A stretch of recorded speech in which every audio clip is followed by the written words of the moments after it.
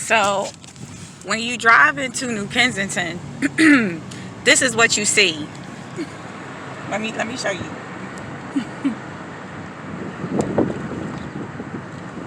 This is what you see when you drive into the town of New Kensington. Notice what's in the windows.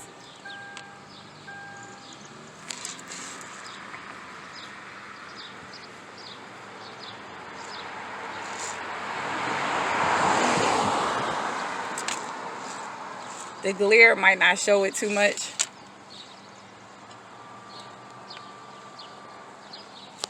And then there's me in May 12, 2015, West Penn Hospital, Allegheny Health Network in Pittsburgh, PA.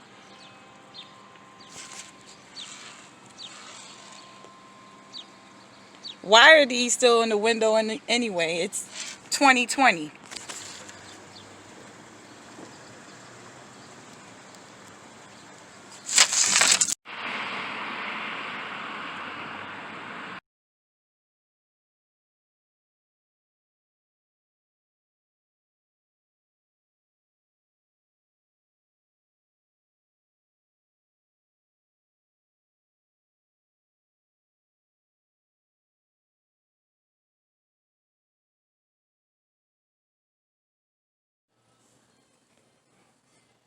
A bit. And one of the things that we're doing is using different sensors on the body. And nowadays, of course, these sensors can not only be on the body, they could actually be in the body, ingestible sensors or sensors that are placed subcutaneously to collect important information on the body and send that somewhere else. Using these new sensors and connecting new sensors to artificial intelligence enhanced software package that will then say quite a bit. And one of the things that we're doing is using different sensors on the body. And nowadays, of course, these sensors can not only be on the body, they could actually be in the body, ingestible sensors or sensors that are placed subcutaneously to collect important information on the body and send that somewhere else. Using these new sensors and connecting new sensors to artificial intelligence enhanced software package that will then say information on the body and send that somewhere else.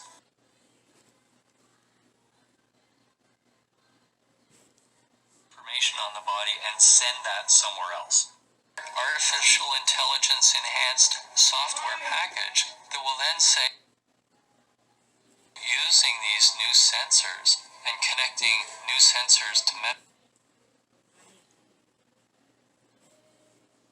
quite a bit. And one of the things that we're doing is using different sensors on the body.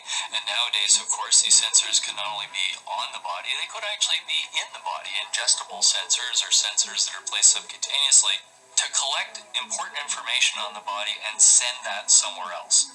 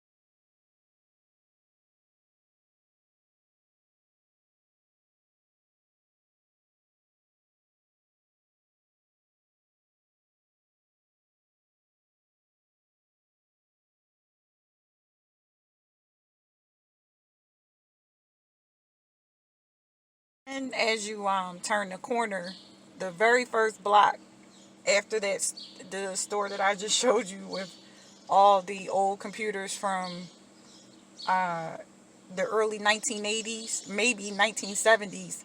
The first block that you can actually turn a corner. After that, here's another another display of very, very, very old computers. And so it's very the irony and the deception of this town when you enter it, and it would be unfathomable to imagine what they have created and what they've done during my surgery on May 12, 2015 at West Penn Hospital under the umbrella of Allegheny Health Network during my surgery. Where I say that Dr. Frederick V. Price put an EMF RFID device inside my body without my consent and has since lied about it and covered it up. But this is the town that I live in. So this is there's another recording right before this showing how it looks when you first enter the town of New Kensington, and the very first store you see and what they have on display. And now all I've done is turn the corner. And then this is the next store that you see, and this is what they have on display. And then there's me, Nicola, who had a surgery at West Penn Hospital in Pittsburgh in 2015. So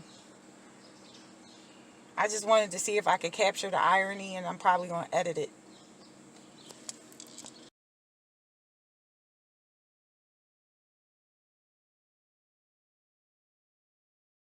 Been written over 30 years ago, but it's more relevant than ever as an Emmy-winning TV series, a powerful image of protest, and some say a cautionary tale of where this country could be headed. Now, Margaret Atwood has written a new sequel, The Testaments. Please welcome Margaret Atwood. Yeah.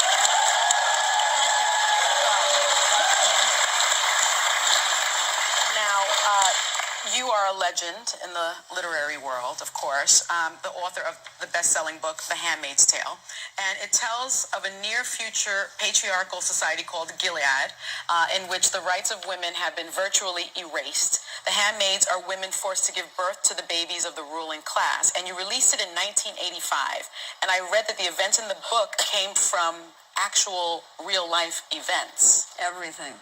Everything? Everything. Well, I didn't want people saying, you're certainly a twisted, weird person. Yeah. So instead I wanted to be able to say, I made nothing up. I just relocated it to Cambridge, Massachusetts, where they were not pleased at first. Well, but where were women being forced to have children? Which century would you like to... Yeah. Which century would you like to visit? Which country would you like to visit? Which state in the United States would you now like to visit? Which was it in the United States? When was it in the United States? Well, any time before Roe versus Wade. Oh, I see. So, and now, since they're rolling back those rights and diminishing them so much, you're approaching a state in which women are essentially being conscripted or drafted the way you would be conscripted or drafted into the army.